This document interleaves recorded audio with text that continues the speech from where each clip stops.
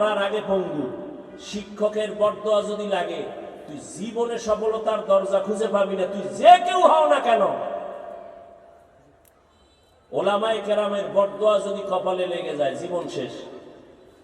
এজন্য অঙ্গীকার করো, শপথ করো, মা বাবা, ওস্তাদ, ওলামায়ে কেরামের দোয়া যদি নিতে নাও পারি, শপথ করে নিলাম অন্তত বেয়াদবি করে বরদোয়া নিব না। জীবন যদি সফল করতে চাও, আল্লাহর ভয়, আল্লাহর ভয় অন্তরে ঢুকাইয়া গুনাহ থেকে নিজেকে বাঁচাইও। আর আল্লাহ বলেন, ওয়ালা তামুতুন্না ইল্লা ওয়া আনতুম মুসলিমুন, মুসলমান না হইয়া কবরে আসবা না। আল্লাহ বলে নাই বক্তা না হইয়া কবরে আসবি না, পীর না হইয়া কবরে আসবি না, ডাক্তার না হইয়া কবরে আসবি না। আল্লাহ বলেন তুমি পীর না, ডাক্তার না, বক্তা না, ইমাম, আমার কাছে পরিচয় চলবে তুমি কি মুসলমান। তবে মুসলমান তো এখানে সবাই, এই মুসলমানই না, নামের মুসলমানিতে কি লাভ হবে? মুসলমান কাকে বলে? মুসলমান শব্দটার অর্থ হলো আত্মসমর্পণকারী। মুসলমান ইসলাম শব্দ থেকে আসছে। ইসলাম শব্দের অর্থ আত্মসমর্পণ করা। আর যে আত্মসমর্পণ করে তার নাম এক বচনে মুসলিম, বহু বচনে মুসলমান। ইসলাম মানে কি? এইমাত্র বললাম, 1 মিনিট হয় নাই। আত্মসমর্পণ করা। অনেকে বলে শান্তি না, সালাম শব্দের অর্থ শান্তি, ইসলাম শব্দের অর্থ আত্মসমর্পণ করা। যে করে তার নাম মুসলিম বা মুসলমান।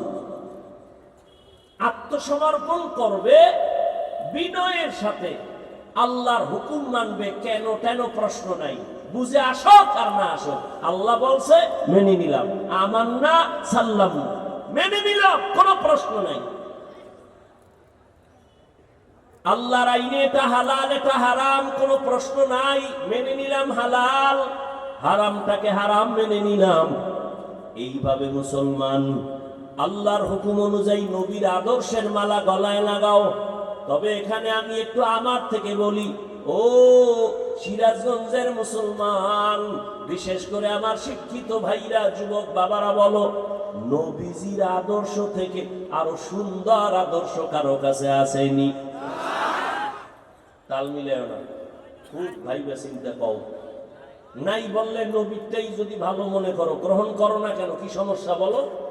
কি আমি নবীর আদর্শ মানার কারণে আমাদের সম্মান কমে গেছে, না খায় মরতেছি, তুমি কেন করো না? কি সমস্যা কি? মুখে বলতেছো রসুলের আদর্শ ছাড়া আর কোনো ভালো আদর্শ নাই, মানতে সমস্যাটা কোথায়?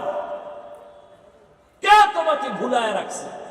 কোন শয়তান পেছনে লাগছে তোমার?